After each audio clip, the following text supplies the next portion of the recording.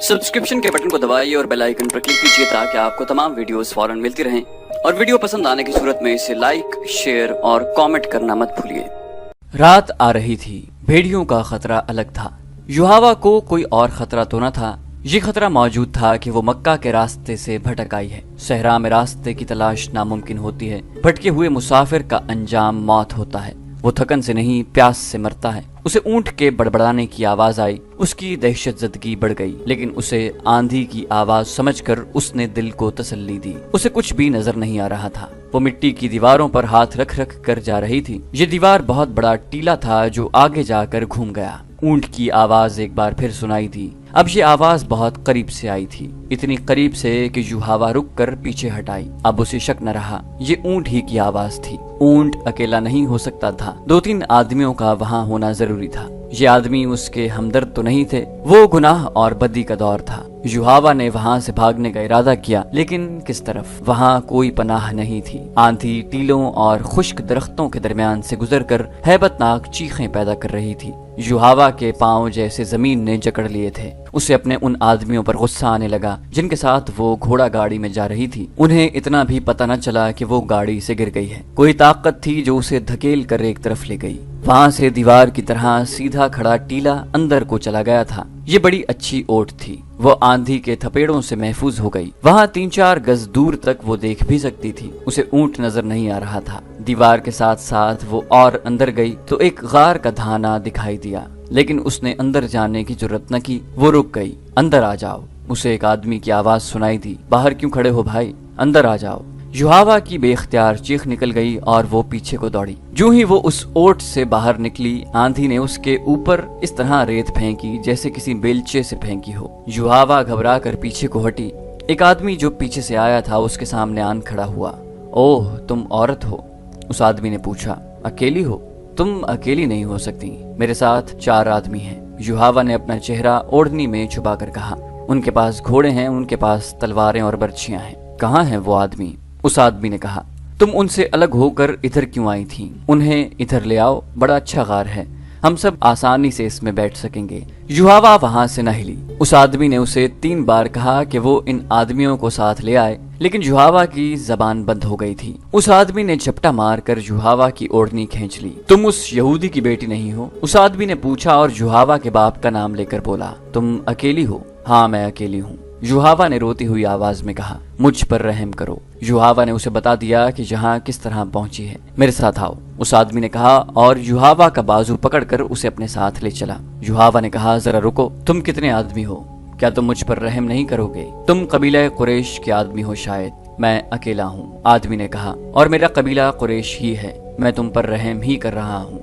मैंने तुम्हें मक्का में अक्सर देखा है। युहावा ने कहा, तुम्हारे नाम से मैं वाकिफ नहीं। मैं जुरैर बिन मुसय्यब हूँ, मेरे साथ आओ। फिर तुम मुझे घर तक पहुँचा दोगे? युहावा ने पूछा। मैं तुम्हें नाराज नहीं करूंगी। ऊंट जिसकी आवाजें युहावा ने सुनी थी वो जुरैद बिन मुसय्यब का था, जो बाहर कहीं बैठा था। जुरैर युहावा को गार में ले गया। जुरैर दराज कद, गठे हुए जिस्म और दिलकश चेहरे मोहरे वाला जवान आदमी था। उसने गार में ले जाकर युहावा को पानी पिलाया और एक थैली उसके आगे रख दी जिसमें खजूरें थीं। खामोशी से बैठी रहो, जुरैद ने कहा। आंधी का जोर टूट रहा है, मैं तुम्हें घर पहुंचा दूंगा। जरा खामोश रहकर उसने युहावा से पूछा, तुमने ये क्यों कहा था कि मैं तुम्हें नाराज नहीं करूंगी? तुम मुझे घर पहुंचाने का मुआवजा लोगे? युहावा ने कहा। मैं और क्या मुआवजा दे सकती हूँ? मैं कोई मुआवजा नहीं लूंगा, जुरैद ने कहा। मैं उनमें से नहीं हूँ। अगर मैंने तुम्हें किसी से लड़कर छीना होता तो तुम मेरा इनाम होती, मगर तुमने मुझसे रहम मांगा है। रहम करने का मुआवजा कौन लेता है? युहावा उसके मुंह की तरफ देखती रही। जुरैद बिन मुसय्यब लेट गया। युहावा ने उसके साथ कुछ बातें की। थोड़ी देर बाद उसे यकीन हो गया कि जुरैद की नीयत में खराबी नहीं। वो तो उसके साथ खुलकर बात भी नहीं करता था। युहावा परेशान हो गई। युहावा ने पूछा, जुरैद, क्या मैं खूबसूरत नहीं? क्या तुम मुझे पसंद नहीं करते? जुरैद ने कहकहा लगाया मगर बोला कुछ नहीं। तुम क्यों हंसे हो? युहावा ने पूछा। मैं तुम्हारी हंसी से डर गई हूँ। खुदा की कसम तुम बहुत खूबसूरत हो। जुरैद ने कहा, तुम मेरी पसंद की लड़की हो।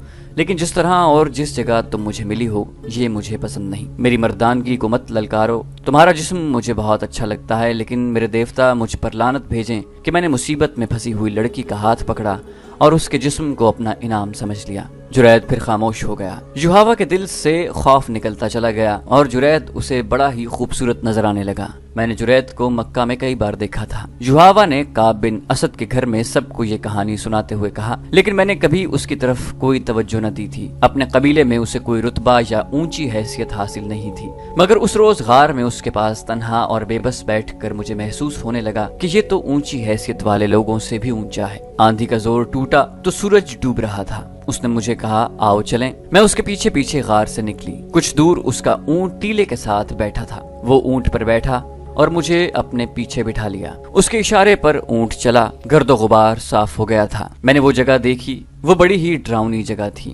میں نے اس جگہ کے متعلق کچھ پراسرار باتیں سنی تھی۔ آندھی میں تو میں دیکھ نہ سکی تھی کہ یہ کون سی جگہ ہے۔ آندھی کے بعد دیکھا تو میرے رونگٹے کھڑے ہو گئے۔ بعض ٹیلے انسانوں کی طرح تھے، ان کا رنگ بھی ڈراؤنا تھا۔ میں شتر سواری جانتی ہوں، اونٹ کو دوڑا سکتی ہوں، لیکن اس شام جرید کے پیچھے اونٹ پر بیٹھے ہوئے میں ڈرنے لگی کہ میں گر پڑوں گی۔ میں نے جرید کی کمر میں بازو ڈال کر اسے مضبوطی سے پکڑ لیا۔ مجھ میں یہ احساس بیدار ہو گیا کہ میں بڑی ہی کمزور لڑکی ہوں اور جرید بن مسیب میرا محافظ ہے۔ آپ کو یہ تو معلوم ہے کہ میں اپنے مذہب کے لیے کیا کر رہی ہوں، لیکن آپ کو یہ معلوم نہیں ہوگا کہ اس راستے پر مجھے میرے باپ نے ڈالا ہے۔ یحاوہ نے انہیں بتایا کہ جب اہل قریش بدر میں مسلمانوں کے ہاتھوں شکست کھا کر آئے تھے تو ان کی عورتوں نے بازو لہرا لہرا کر بین کیے تھے۔ یحاوہ کا باپ کٹر یہودی تھا۔ قریش کی شکست پر اس کے آنسو نکل آئے تھے۔ اس نے کہا تھا کہ قریش کے 1000 جنگجو اگر محمد صلی اللہ علیہ وآلہ وسلم کے 313 آدمیوں سے شکست کھا آئے ہیں تو اس سے یہی ظاہر ہوتا ہے کہ محمد صلی اللہ علیہ وسلم کوئی جادو لے کر آیا ہے۔ اس نے کہا تھا کہ محمد صلی اللہ علیہ وسلم کے پیروکار اسی قبیلہ قریش کے آدمی ہیں، وہ آسمان سے نہیں اترے، پھر وہ جیت کس طرح گئے؟ اس وقت یحاوہ کم سن تھی۔ اگلے روز اس کے باپ نے گھر والوں کو اپنا خواب سنایا جو اس نے گزشتہ رات دیکھا تھا۔ اس نے دیکھا کہ اس کے ہاتھ میں تلوار ہے جو خون سے لال ہے اور اس کے سامنے ایک آدمی زمین پر پڑا تڑپ رہا ہے، اس کے کپڑے خون سے لال ہیں۔ یحاوہ کو معلوم نہیں کہ یہ کون ہے جسے اس نے قتل کر دیا ہے۔ اسے ایک آواز سنائی دیتی ہے، یہ کام تمہیں کرنا ہے۔ تڑپتا ہوا زخمی مر جاتا ہے اور لاش اپنے آپ زمین میں غائب ہو جاتی ہے۔ وہاں سے ایک بڑی خوبصورت اور کمسن لڑکی ابھرتی ہے جس کے ہونٹوں پر مسکراہٹ ہے۔ اس پر اس خواب کا ایسا اثر ہوا کہ وہ لیس بن موشان کے پاس چلا گیا اور اس سے خواب کی تعبیر پوچھی۔ لیس بن موشان نے اسے بتایا کہ وہ اپنی کمسن بیٹی یحاوہ کو اسلام کی جڑیں کاٹنے کے لیے وقف کر دے۔ اس بوڑھے یہودی جادوگر نے یہ پیشن گوئی کی تھی کہ جس نے نبوت کا دعویٰ کیا ہے یعنی نبی کریم صلی اللہ علیہ وسلم، وہ اس لڑکی کے ہاتھوں نعوذ باللہ قتل ہوں گے یا یہ لڑکی ان کی نبوت کے خاتمے کا ذریعہ بنے گی۔ اس نے یحاوہ کے باپ سے یہ بھی کہا تھا کہ وہ یحاوہ کو اس کے پاس لے آئے۔ یحاوہ کو لیس بن موشان کے حوالے کر دیا گیا۔ میں نے اس لڑکی کی تربیت کی ہے۔ لیس بن موشان نے یحاوہ کی بات کاٹتے ہوئے کہا، خدا یہودا نے اسے جو حسن اور جو جسم دیا ہے یہ ایک دلکش تلوار ہے یا اسے بڑا میٹھا زہر سمجھ لیں۔ اس نے قریش کے مسلمانوں سے ٹکرانے میں جو کام کیا ہے وہ تم میں سے کوئی نہیں کر سکتا۔ چھوٹے چھوٹے قبیلوں کے سرداروں کو اس لڑکی نے قریش کا اتحادی اور محمد صلی اللہ علیہ وسلم کا دشمن بنایا ہے۔ اب اس نے محمد صلی اللہ علیہ وسلم کے نعوذ باللہ قتل کا جو انتظام مجھ سے کرایا ہے وہ اسی سے سنو۔ یحاوہ نے سنایا کہ لیس بن موشان نے اس میں ایسی جرت اور ایسی عقل پیدا کر دی کہ وہ مردوں پر اپنے حسن کا جادو چلانے کی ماہر ہو گئی۔ چھوٹے چھوٹے قبیلوں کے سرداروں کو اس لڑکی نے قریش کا اتحادی اور محمد صلی اللہ علیہ وسلم کا دشمن بنایا ہے۔ اب اس نے محمد صلی اللہ علیہ وسلم کے قتل کا جو انتظام نعوذ باللہ کیا ہے وہ اسی سے سنو۔ یحاوہ نے سنایا کہ لیس بن موشان نے اس میں ایسی جرت اور ایسی عقل پیدا کر دی کہ وہ مردوں پر اپنے حسن کا جادو چلانے کی ماہر ہو گئی۔ حسین لڑکی ہوتے ہوئے اس میں مردوں جیسی جرت آ گئی، لیکن اس کا استاد اسے یہ نہ بتا سکا کہ جس نئے عقیدے کو روکنے کا اور جس شخصیت کے قتل کا انہوں نے ارادہ کر رکھا ہے وہ عقیدہ خدا نے اتارا ہے اور اس شخصیت کو خدا نے اس عقیدے کے فروغ کے لیے رسالت عطا کی ہے۔ یحاوہ کی تربیت ایسی ہی ہوئی کہ وہ اپنے مذہب کو دنیا کا واحد سچا مذہب سمجھتی رہی اور یہ نہ سمجھی کہ حق پرستوں پر اللہ کا ہاتھ ہوتا ہے۔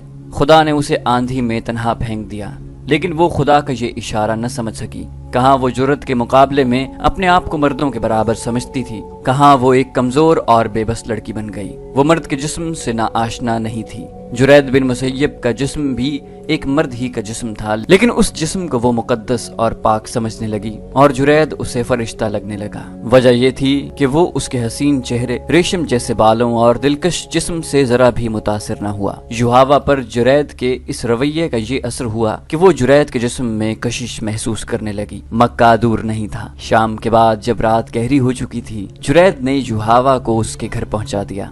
युहावा के कला नुमा मकान का दरवाजा खुला तो उसका बाप परेशान नजर आया। उसे तवक्को नहीं थी कि उसकी बेटी जिंदा वापस आ जाएगी। उन्होंने जुरैद को रोक लिया और शराब से उसकी तवाज़ो की। जुरैद जब वापस चला गया तो युहावा ने अपनी जात में खला महसूस किया। दूसरे ही रोज उसने जुरैद को पैगाम भेजा कि उसे मिले। जुरैद आ गया। ये एक जज्बाती मुलाकात थी। जुरैद ने ये मुलाकात जज्बात तक ही रखी। उसके बाद उनकी मुलाकातें होती रहीं और जुरैद के दिल में भी युहावा की मोहब्बत पैदा हो गई। ये मोहब्बत पाक रही। युहावा हैरान थी कि उसके अंदर पाकीज़ा और वालिहाना मोहब्बत के जज्बात मौजूद हैं। एक रोज जुरैद ने युहावा से पूछा कि वो उससे शादी क्यों नहीं कर लेती। युहावा ने जवाब दिया, नहीं, मैं तुम्हारे जिस्म की पूजा करती हूँ। शादी हो गई तो जज्बात मर जाएंगे। जुरैद ने उसे कहा, मेरी बेटियां हैं, बेटा कोई नहीं। मैं दूसरी शादी करना चाहता हूँ, मुझे बेटा चाहिए। युहावा सोच में पड़ गई। वो जुरैद बिन मुसय्यब की ये ख्वाहिश पूरी करना चाहती थी। उसे एक रास्ता नजर आया। हमारा एक बुजुर्ग है, लैस बिन मोशान। युहावा ने कहा, उसके पास कोई इल्म है, उसके हाथ में कोई ताकत है। मुझे उम्मीद है कि वो अपने इल्म और अमल के जोर से तुम्हें उसी बीवी से बेटा देगा। तुम मेरे साथ चलो, वो मेरा अतालीक है। जुरैद बिन मुसय्यब उसके साथ लैस बिन मोशान के पास जाने के लिए तैयार हो गया। उनकी दोस्ती दो आदमियों या दो औरतों की सूरत इख्तियार कर गई थी। वो जब इकट्ठे बैठते तो रसूल करीम सल्लल्लाहु अलैहि वसल्लम के खिलाफ बातें करते, इस्लाम के फरोग को रोकने के मंसूबे भी बनाते थे। लेकिन जुरैद मुसलमानों के खिलाफ किसी जंगी कार्रवाई में शरीक नहीं होता था। युहावा को उसकी ये बात पसंद नहीं थी। वो उसे उकसाती और भड़काती थी। मेरा मजहब तुम हो। जुरैद बिन मुसय्यब ने उसे एक रोज फैसले के लहजे में कह दिया, तुम मेरी बीवी नहीं बन सकती तो न सही, मैं तुम्हें देखे बगैर जिंदा नहीं रह सकता। मैं तुम्हें एक राज बता देती हूँ जुरैद। युहावा ने उसे कहा, मैं किसी की भी बीवी नहीं बनूंगी। मेरे बाप ने मेरी जिंदगी यहूदियत के लिए वक्फ कर दी है। लैस बिन मोशान ने मुझे ये फर्ज सौंपा है कि इस्लाम के ज्यादा से ज्यादा दुश्मन पैदा करूं। मेरे दिल में अपने मजहब के बाद सिर्फ तुम्हारी मोहब्बत है। मुझे तुम अपनी मिल्कियत समझो। एक रोज जुरैद युहावा के साथ लैस बिन मोशान से मिलने उसके पास चला गया।